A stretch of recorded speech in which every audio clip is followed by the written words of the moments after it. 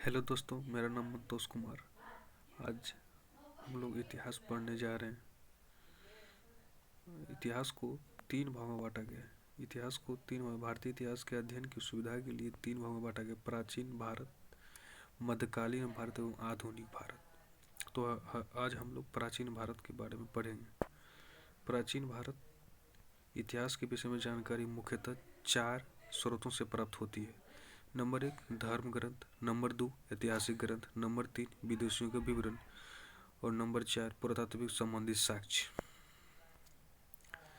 धर्म ग्रंथ एवं ऐतिहासिक ग्रंथ से मिलने वाली महत्वपूर्ण जानकारी। भारत का सर्वप्राचीन धर्म ग्रंथ वेद है, जिसकी संलग्नकर्ता मतलब जिसकी रचना महर्षि कृष्ण द्वैपायन वेद व्यास को माना जाता है। वेद को चार भागों में बांटा गया: ऋग्वेद, यजुर्वेद, सामवेद एवं अर्थवेद। आगे चलते हैं। नंबर 1 हम लोग ऋग्वेद के बारे में पढ़ने जा रहे हैं। ऋग्वेद में 10 मंडल, 1028 सूक्त, 10,462 ऋचाएँ। ऋग्वेद में 10 मंडल, 1028 सूक्त और 10,400 ऋचाएँ मतलब मंत्र। ऋग्वेद पढ़ने वाले व्यक्ति को होत्री कहा जाता है। यहाँ लिखा है होत्री। ऋग्वेद पढ़ने वाले व्यक्ति को होत्री कहा जाता है। ऋग्वेद के तीसरे मंडल में सूर्य देवता सावित्री को समर्पित प्रसिद्ध गायत्री मंत्र है, जो कि विश्वामित्र के द्वारा रचिता है। उसके बाद ऋग्वेद के 8वें मंडल में ऋग्वेद के 8वें मंडल में हस्तलिखित ऋचाओं को खील कहा जाता है। ऋग्वेद के 8वें मंडल में हस्तलिखित ऋचाओं को खील कहा जाता है। ऋग्वेद के 8वें मंडल में हस्तलिखित ऋचाओं को खील कहा जाता है। चतुष्वर्णीय समाज की कल्पना के आदि स्रोत ऋग्वेद के 10वें मंडल में वर्णित पुरुषोक्त है, जिसके अनुसार 4 वर्ण ब्राह्मण, क्षत्रिय, वैश्य, शूद्र आदि पुरुष ब्रह्मा के क्रम समूह की भुजाओं, जांघों और चरणों से उत्पन्न हुआ है। नोट: धर्मसूत्र 4 प्रमुख जातियों की स्थितियों, व्यवसायों, दायित्वों, कर्तव्य तथा विशेष अधिकारियों का स्पष्ट विभेद करता है।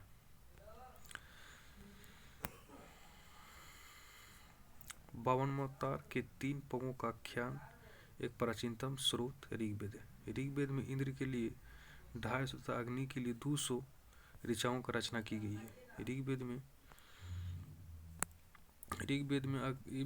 में इंद्र के लिए 250 तथा अग्नि के लिए 200 ऋचाओं की रचना की गई है। प्राचीन इतिहास का साधन के रूप में वैदिक साहित्य में ऋग्वेद के बाद शतपथ ब्राह्मण का स्थान है। प्राचीन इतिहास के साधन के रूप में वैदिक साहित्य में ऋग्वेद के बाद शतपथ ब्राह्मण का स्थान है। अब आगे चलता है यजुर्वेद।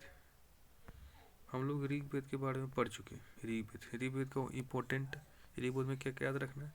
ऋग्वेद के 10 मंडल, 1028 सूक्त और 10,462 ऋचाएँ मतलब मंत्रा से। ऋग्वेद पढ़ने वाले व्यक्ति को होत्री कहा जाता है। ऋग्वेद के तीसरे मंडल में गायत्री मंत्र दिया गया है, जो कि विश्वामित्र के द्वारा रचिता है। ऋग्वेद के 9वें मंडल में देवता सोम का उल्लेख किया गया है। उसके बाद ऋग्वेद के 8वें मंडल में हस्तलिखित रचनाओं का उल्लेख को खील कहा जाता है। आगे चलते हैं। ऋग्वेद के 10वें मंडल में वर्णित पुरुषोक्त।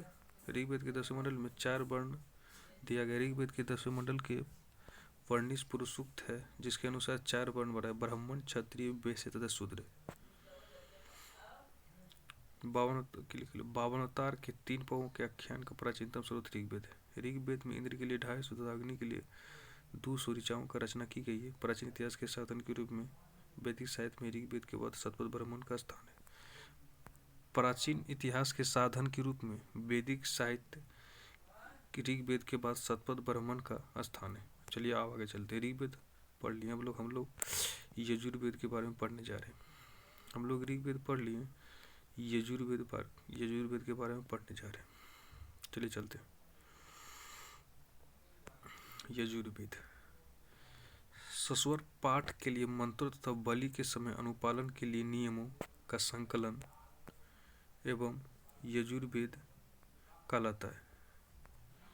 यजुर्वेद सस्वर पाठ के लिए मंत्रों तथा बलि के समय अनुपालन के लिए नियमों का संकलन यजुर्वेद कहलाता है। इसे पाठ्यक्रम को अधर्व्यूह कहते हैं। मतलब यजुर्वेद पढ़ने वाले व्यक्ति को अधर्व्यूह कहता है। यजुर्वेद एक ऐसा वेद है जहाँ गद एवं पद दोनों में स्थित है। यजुर्वेद ही एक ऐसा वेद है जो गद और पद दोनों में। अगला हम लोग सामवेद पढ़ने जा रहे हैं। सामवेद यह गाई जा सकने वाली ऋचाओं का संकलन है जिसे पाठकर्ता को उद्गाता कहता है। सामवेद को भारतीय संगीत का जनक कहा जाता है। सामवेद को पढ़ने वाले व्यक्ति को उद्गाता कहता है। सामवेद पढ़ने वाले व्यक्ति को उद्गाता कहा जाता है। सामवेद पढ़ने वाले व्यक्ति को उद्गाता कहा जाता है। सामवेद पढ़ने वाले व्यक्ति को उद्गाता कहा जाता है। चलिए अब आगे चलते हैं। सामवेद को भारतीय संगीत का जनक कहा जाता है। उसके बाद अथर्ववेद। अथर्वा ऋषि द्वारा रचयिता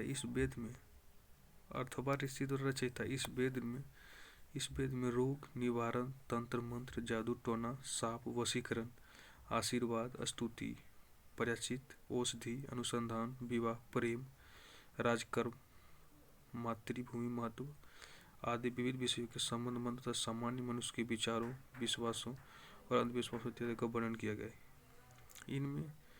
इनमें सभा एवं समिति का प्रजापति को दो पुत्रियां कहा गया है। अथर्ववेद में सभा एवं समिति के प्रजापति की दो पुत्रियां कहा गया है। सबसे प्राचीन वेद ऋग्वेद एवं सबसे बाद का वेद अथर्ववेद है।